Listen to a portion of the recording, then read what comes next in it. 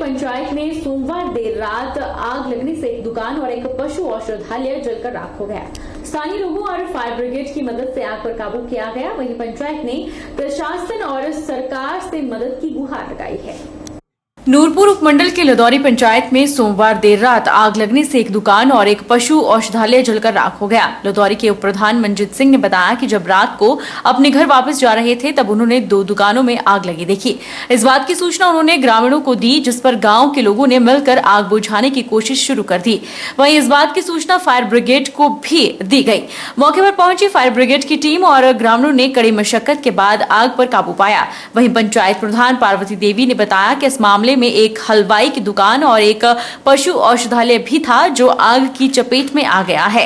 उन्होंने कहा कि घटना की सूचना वन मंत्री को दे दी गई है और प्रशासन को भी इस बारे अवगत करवा दिया गया है। उन्होंने कहा कि पंचायत भी प्रशासन से यह गुहार लगा दी है कि पीड़ित व्यक्ति को आर्थिक मदद दी जाए।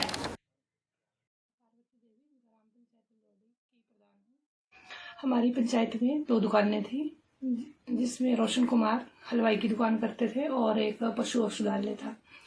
तो रात को वहाँ पे आग लग गई और आग बहुत ज़्यादा थी। हमें रात को प्रधान जी ने फ़ोन किया कि ऐसे ऐसे आग लग गई है, तो हम वहाँ मौके पे पहुँचे और आग बहुत ज़्यादा थी। फिर फायर ब्रिगेड को फ़ोन किया गया, उनकी गाड़ी आई तो आग पर काबू आया गया। तो जो रोशन कुमार है बहुत गरीब परिवार से है, उसकी 2 बेटियाँ हैं। तो हम प्रशासन से गुहार लगाते हैं कि इसकी मदद की जाए। लदौरी पंचायत के प्रधान हूँ, मंजीत सिंह मेरा नाम है।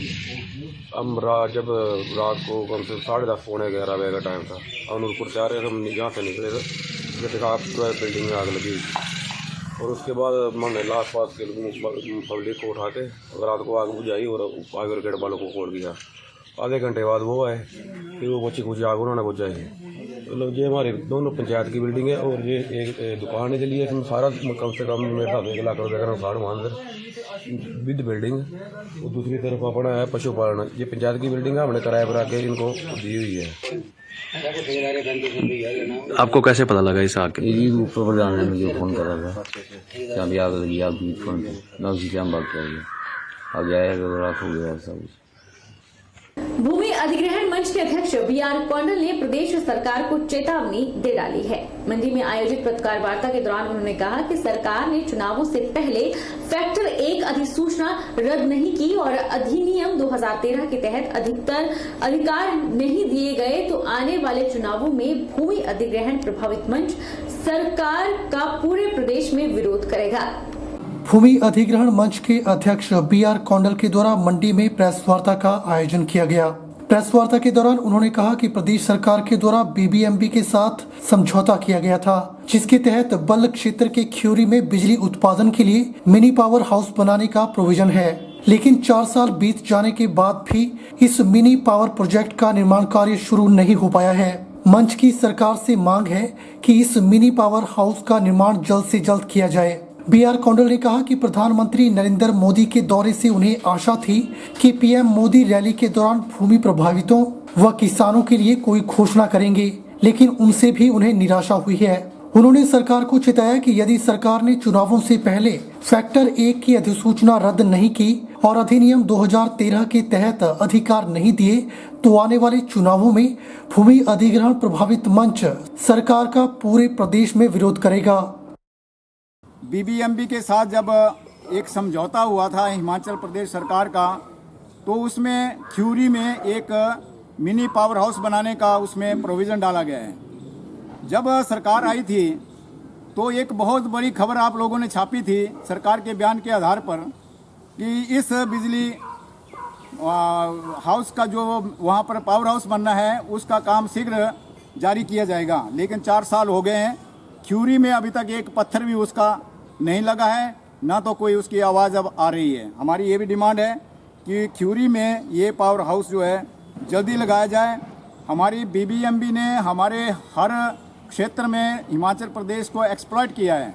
हज़ारों करोड़ रुपया जो है इस वक्त BBMB के पास हिमाचल प्रदेश का एरियर है, जिसकी कन्फर्मिटी जो है वो हमारे उच्चतम न्यायालय ने भी की है कि ये पैसा हिमाचल प्रदेश को देना है, लेकिन सरकार उसके ऊपर बिल्कुल चुप है। उस पैसे को क्यों नहीं ले पा रही है बीबीएमबी से, जबकि हर 6 महीने के बाद 1000 करोड़ रुपया जो है गवर्नमेंट लोन लेकर इस सरकार को चला रही है और इस गवर्नमेंट के खर्चे को कर रही है। हमारी सरकार से मांग है कि आप 2013 के जो अधिनियम है उसको लागू करें और 1/4/2015 को जो अधिसूचना पिछली सरकार ने 1 फैक्टर की है उसको रद्द करें। हमें पूरा विश्वास था कि पिछले कल जो है माननीय प्रधानमंत्री जी जो है इसके बारे में अपनी रैली में कोई ना कोई हमें राहत देकर जाएंगे, लेकिन क्योंकि उनके फेशियल एक्सप्रेशन से लग रहा था कि he is not happy with the state government, ये बिल्कुल क्लियर कट दिख रहा था कि वो राज्य सरकार की कार्यप्रणाली से खुश नहीं थे, लेकिन उन्होंने इस मुद्दे पर भी कुछ नहीं कहा, जिससे हमें निराशा हुई है। हमें उम्मीद है कि आने वाले समय में सरकार हिमाचल प्रदेश इस मुद्दे को सीरियसली लेगी और लोगों को सड़क पे उतरने के लिए मजबूर नहीं करेगी और इन हमारी मांगों को पूरा करेगी, ताकि जो आक्रोश पिछली बार 4 सीटों के इलेक्शन के दौरान लोगों ने दिखाया है वो आक्रोश का सामना जो है सरकार को दोबारा आने वाले इलेक्शन में न करना पड़े, ऐसी हमारी उम्मीद है सरकार से। जहां सरकारें सभी क्षेत्रों में समान विकास के दावे कर रही है, लेकिन यह दावे कहीं न कहीं फेल होते नजर आ रहे हैं। जिला सोलन उपमंडल नालागढ़ की ग्राम पंचायत मझौली के गांव लखनपुर के बाशिंदों को आजादी के 75 वर्षों के बाद भी मूलभूत सुविधाओं से वंचित रहना पड़ रहा है। जहां सरकार हर क्षेत्र में समान विकास के दावे करती है, वहीं इस क्षेत्र की जमीनी हकीकत कुछ और ही बयां कर रही है। नालागढ़ की ग्राम पंचायत मझौली के गांव लखनपुर के बाशिंदों को मूलभूत सुविधा नहीं मिल रही। स्थानीय लोगों का कहना है कि आज तक उन्हें ना तो कोई सड़क सुविधा मिल पाई है और ना ही पीने के पानी का प्रबंध हो सका है और बिजली की सिंगल फेस लाइन और ना सड़क बन पाई है। यह सब समस्या इन लोगों के लिए सिरदर्द बनी हुई है। इन लोगों ने बताया कि हम लोग गंदा पानी पीने को मजबूर हैं और गंदा पानी पीने की वजह से कई तरह की बीमारियों की चपेट में आ चुके हैं। स्थानीय लोगों के साथ ही डीआरडीए के सदस्य और भाजपा नेता गुरबख्श सिंह चौहान ने लोगों की सड़क और पानी की समस्या सुनी और सरकार से जोरदार मांग की है कि इन लोगों की समस्या को हल किया जाए, ताकि यह लोग अपना जीवन निर्वाह ठीक ढंग से कर सकें। अब देखना यह होगा कि सरकार कब तक इन लोगों की सुध लेती है, या पानी और सड़क की समस्या हल होगी या इसी तरह लोगों को समस्या से जूझना पड़ेगा। ਅਸੀਂ ਸਾਡੇ ਰਾਸਤਿਆਂ ਦਾ ਹਾਲ ਦੇਖੋ ਜੀ, ਅਸੀਂ ਗੰਦਾ ਪਾਣੀ ਪੀ ਰਹੇ ਹਾਂ, ਨਾ ਸਾਨੂੰ ਲਾਈਟ ਦਾ ਪ੍ਰਬੰਧ, ਨਾ ਕਿ ਕਿਸੇ ਰਸਤੇ ਦਾ ਪ੍ਰਬੰਧ, ਨਾ ਕੋਈ ਪਾਣੀ ਦਾ। ਅਸੀਂ ਸਰਕਾਰਾਂ ਨੂੰ ਕਹਿ ਚੁੱਕੇ, ਸਾਡੀ ਕੋਈ ਸੁਣਾਈ ਨਹੀਂ ਹੁੰਦੀ। ਬੱਚੇ ਸਾਡੇ ਟੈਨਸ਼ਨ ਹੁੰਦੀ ਹੈ, ਬਿਮਾਰ ਹੁੰਦੇ, ਬੱਚੇ ਬਿਮਾਰ ਹੁੰਦੇ, ਅਸੀਂ ਆਪ ਬਿਮਾਰ ਹੁੰਦੇ। ਸਰਕਾਰ ਤੋਂ ਮੰਗ ਕਰਨਾ ਚਾਹੁੰਦੇ ਵੀ ਸਾਨੂੰ ਪਾਣੀ ਦੀ ਸਹੂਲਤ ਮਿਲੇ, ਰਸਤਿਆਂ ਦੀ ਸਹੂਲਤ ਮਿਲੇ, ਜਿੱਥੇ ਲਾਈਟ ਨਹੀਂ ਹੈ ਲਾਈਟ ਮਿਲੇ। ਲਖਨਪੁਰ ਦੀ ਰਹਿਣ ਵਾਲੇ ਅਸੀਂ ਗੰਦਾ ਪਾਣੀ ਪੀ ਰਹੇ ਆ। ਇਸ ਸਮੇਂ ਜਦ ਅਸੀਂ ਪਾਣੀ ਪੀਣੇ ਇਨਫੈਕਸ਼ਨ ਹੋ ਜਾਂਦੀ, ਅਸੀਂ ਬਿਮਾਰ ਹੋ ਜਾਂਦੇ। ਨਾ ਸਾਡੇ ਕੋਲ ਰਸਤਾ, ਨਾ ਸਾਡੇ ਕੋਲ ਪਾਣੀ। ਅਸੀਂ ਮੰਗ ਕਰਦੇ ਆ ਸਾਨੂੰ ਪਾਣੀ ਤੇ ਸਾਡੇ ਰਸਤੇ ਬਾਰੇ ਕੋਈ ਸੋਚੋ ਸਾਡੇ ਵਾਸਤੇ। ਹੋ ਰਹੇ ਅਸੀਂ ਜਦ ਨੇੜੇ ਦੇਖਿਆ ਖੂਹ ਦੇ ਵਿੱਚ ਮਤਲਬ ਕਿ ਇਤਨਾ ਬੁਰਾ ਹਾਲ ਹੈ, ਪਤਾ ਨਹੀਂ ਕਿਆ ਕਿਆ ਗਿਰਿਆ ਵਾ ਉਸ ਦੇ ਵਿੱਚ। ਮਤਲਬ ਕੋਈ ਵੀ ਪ੍ਰਸ਼ਾਸਨ ਅਧਿਕਾਰੀ, ਨਾ ਪ੍ਰਸ਼ਾਸਨ ਦਾ ਨਾ ਕੋਈ ਪੰਚਾਇਤ ਦਾ ਪ੍ਰਤੀਨਿਧੀ ਆਣ ਕੇ ਇਹਨਾਂ ਦੀ ਕੋਈ ਸਹੂਲਤ ਨਹੀਂ ਲੈਂਦਾ। ਇਹਨਾਂ ਲੋਕਾਂ ਦੇ ਹਾਲ ਦੇਖੋ, ਆਪਣੇ ਗੰਦੇ ਪਾਣੀ ਪੀ ਪੀ ਕੇ ਦੇਖੋ ਮਤਲਬ ਕਿਆ ਹਾਲ ਹੋਇਆ, ਬਿਮਾਰ ਪਏ ਹੈ। ਔਰ ਬੱਚਿਆਂ ਦਾ ਹਾਲ ਦੇਖੋ ਕਿਆ ਹੈਗਾ। ਔਰ ਨਾ ਇੱਥੇ ਇਹਨਾਂ ਨੂੰ ਕੋਈ ਮਤਲਬ ਕਿ ਬਿਜਲੀ ਦੀ ਹੈਗੀ ਸਹੂਲਤ। ਉਸ ਤੋਂ ਇਲਾਵਾ ਰੋਡ ਦਾ ਹਾਲ ਦੇਖੋ।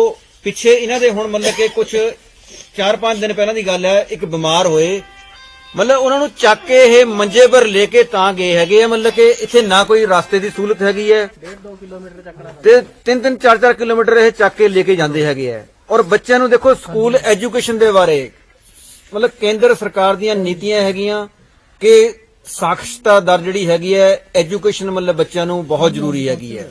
ਹਿਮਾਚਲ ਪ੍ਰਦੇਸ਼ ਦੇ ਵਿੱਚ ਮਤਲਬ ਕਿ ਹਰ ਜਗ੍ਹਾ ਐਜੂਕੇਸ਼ਨ ਦਾ ਇੰਨਾ ਅੱਛਾ ਹੋਣ ਦੇ ਬਾਵਜੂਦ ਵੀ ਇਹ ਇਲਾਕਾ ਦੇਖੋ ਕਿਦਾਂ एक काले पानी वाला मतलब हाल होया हुआ इनका।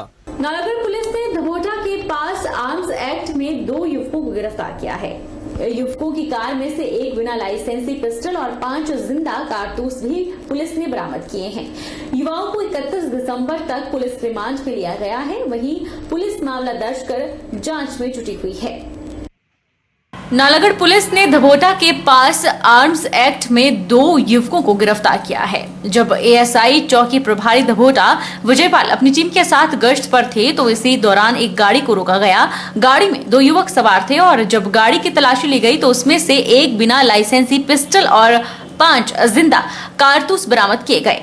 युवाओं की पहचान प्रदीप चौहान और निशांत कुमार के रूप में हुई है। दोनों युवक बद्दी के रहने वाले हैं। पुलिस ने दोनों आरोपियों को गिरफ्तार कर कोर्ट में पेश किया, जहां से उनको 5 दिन का पुलिस रिमांड मिला है। ये दबोटा की तरफ से आ रहे नसराली पुल में हम लोगों का हमने चेकिंग की थी, तो चेकिंग के दौरान ये पकड़े गए। दबोटा के प्रभारी और एक टीम के हमारे लोग वहीं मौजूद थे, तो इनसे एक कट्टा और 5 राउंड बरामद हुए हैं। इनका नाम प्रदीप चौहान और निशांत है। ये बद्दी के रहने वाले हैं, मानपुरा गांव के रहने वाला है और एक यहीं का लोकल है मलपुर के आसपास का। हाँ, ये अरेस्ट हो गए। वक्त तो चला है एक छोटे से ब्रेक का। ब्रेक के बाद फौरन लौटेंगे, आप बने रहिए हमारे साथ।